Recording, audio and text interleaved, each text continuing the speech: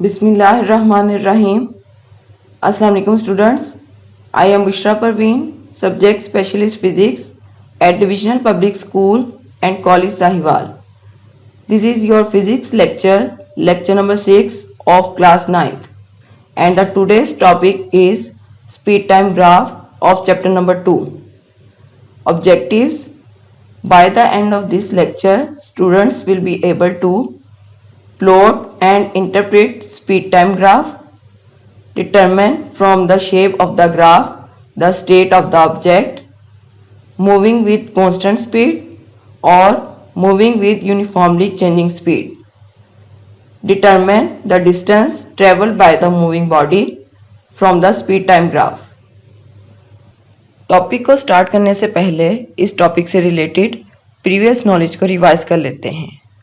Graph is a pictorial way of presenting information about the relation between various quantities, यानी quantities की information को pics की form में show करने को ग्राफ कहते हैं। और इस ग्राफ से हम इन क्वांटिटीज के दरमियान रिलेशन फाइंड कर सकते हैं। जिन क्वांटिटीज के दरमियान ग्राफ प्लॉट करते हैं इन्हें वेरिएबल्स कहते हैं। इन वेरिएबल्स में से एक क्वांटिटी इंडिपेंडेंट क्वांटिटी होती है और दूसरी क्वांटिटी डिपेंडेंट क्वांटिटी होती है, जो कि इंडिपेंडेंट क्वांटिटी के साथ ही चेंज होती है। इंडिपेंडेंट क्वांटिटी को एक्स एक्सिस पे लेते हैं और डिपेंडेंट क्वांटिटी को वाई एक्सिस पे लेते हैं।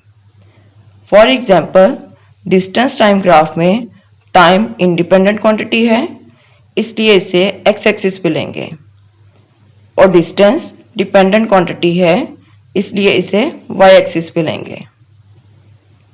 डिस्टेंस टाइम ग्राफ के डिफरेंट केसेस हैं, जिससे हमें पता चलता है कि ऑब्जेक्ट मूव कर रहा है या रेस्ट पोजीशन में है। So first case is object at rest. जब ऑब्जेक्ट रेस्ट स्टेट में हो, यानी टाइम चेंज होने के साथ डिस्टेंस चेंज ना हो, तो डिस्टेंस टाइम ग्राफ में हॉरिजॉन्टल लाइन बनेगी जो कि टाइम एक्सिस के पैरेलल होगी, और ये पैरेलल लाइन शो कर रही है कि ऑब्जेक्ट की स्पीड 0 है। Object moving with constant speed. अगर object equal intervals of time में इक्वल डिस्टेंस कवर कर रहा है तो डिस्टेंस टाइम ग्राफ में स्ट्रेट लाइन बनेगी, और ये स्ट्रेट लाइन शो करेगी कि ऑब्जेक्ट कांस्टेंट स्पीड से मूव कर रहा है। इस कांस्टेंट स्पीड की वैल्यू को स्लोप ऑफ द लाइन से फाइंड कर सकते हैं। Object moving with variable speed.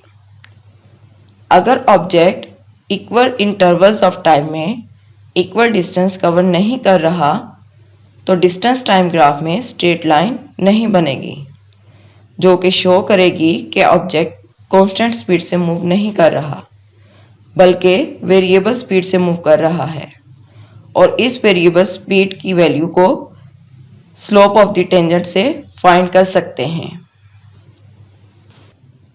Today's topic is speed time graph. Speed time graph में टाइम इंडिपेंडेंट क्वांटिटी है और स्पीड डिपेंडेंट क्वांटिटी है, इसलिए टाइम को एक्स एक्सिस पे लेंगे और स्पीड को वाई एक्सिस पे लेंगे। नेक्स्ट हम स्पीड टाइम ग्राफ से रिलेटेड केसेस को वन बाय वन देखते हैं। Object moving with constant speed. जब ऑब्जेक्ट कांस्टेंट स्पीड से मूव करता है तो इसका स्पीड टाइम ग्राफ किस तरह का बनता है, इसे समझने के लिए एक मूविंग कार की एग्जांपल लेते हैं। फॉर एग्जांपल, एक कार मूव कर रही है। अगर हम 5 सेकंड्स पे इस कार की स्पीड चेक करें तो फॉर एग्जांपल वो स्पीड 4 मीटर पर सेकंड है। नेक्स्ट हम 10 सेकंड पे फिर कार की स्पीड चेक करें तो इसकी स्पीड चेंज नहीं हुई बल्कि 4 मीटर पर सेकंड ही रहे। नेक्स्ट 15 सेकंड और 20 सेकंड्स पे भी कार की स्पीड चेंज नहीं हो रही बल्कि कांस्टेंट स्पीड यानी 4 मीटर पर सेकंड ही है, तो इससे स्पीड टाइम ग्राफ में हॉरिजॉन्टल लाइन बनेगी। So when the speed of an object is constant, for example 4 metre per second, with time then the speed time graph will be a horizontal line parallel to time axis along x-axis। यानी जब किसी object की speed time change होने के साथ change ना हो बल्कि कांस्टेंट रहे, for example 4 metre per second ही रहे, तो इससे स्पीड टाइम ग्राफ में हॉरिजॉन्टल लाइन बनती है जो कि एक्स एक्सिस पे मौजूद टाइम एक्सिस के पैरेलल होती है। In other words, a straight line parallel to time axis represent constant speed of the object। अगर स्पीड टाइम ग्राफ में एक स्ट्रेट लाइन हो जो कि टाइम एक्सिस के पैरेलल हो तो ये स्ट्रेट लाइन शो करती है कि ऑब्जेक्ट कांस्टेंट स्पीड यानी सेम स्पीड के साथ मूव कर रहा है। Object moving with uniformly changing speed और मूविंग विद यूनिफॉर्म एक्सेलरेशन। जब ऑब्जेक्ट यूनिफॉर्मली चेंजिंग स्पीड के साथ मूव करता है तो इसका स्पीड टाइम ग्राफ किस तरह का बनेगा, इसे समझने के लिए फिर हम मूविंग कार की एग्जांपल लेते हैं। फॉर एग्जांपल, एक कार मूव कर रही है। अगर हम 5 सेकंड्स पे इस कार की स्पीड चेक करें तो फॉर एग्जांपल वो 2 मीटर पर सेकंड है। नेक्स्ट, अगर 10 सेकंड पे कार की स्पीड चेक करेंगे तो वो 2 मीटर पर सेकंड से इंक्रीज होकर 4 मीटर पर सेकंड हो गई है। नेक्स्ट, 15 सेकंड पे ये कार की स्पीड 4 मीटर पर सेकंड से इंक्रीज होकर 6 मीटर पर सेकंड हो गई है। It's mean equal intervals of time के चेंज होने के साथ साथ कार की स्पीड भी चेंज हो रही है, लेकिन कांस्टेंट रेट के साथ चेंज हो रही है। यानी अगर 5 सेकंड पे 2 मीटर पर सेकंड थी तो 10 सेकंड पे ये 4 मीटर पर सेकंड हो गई है।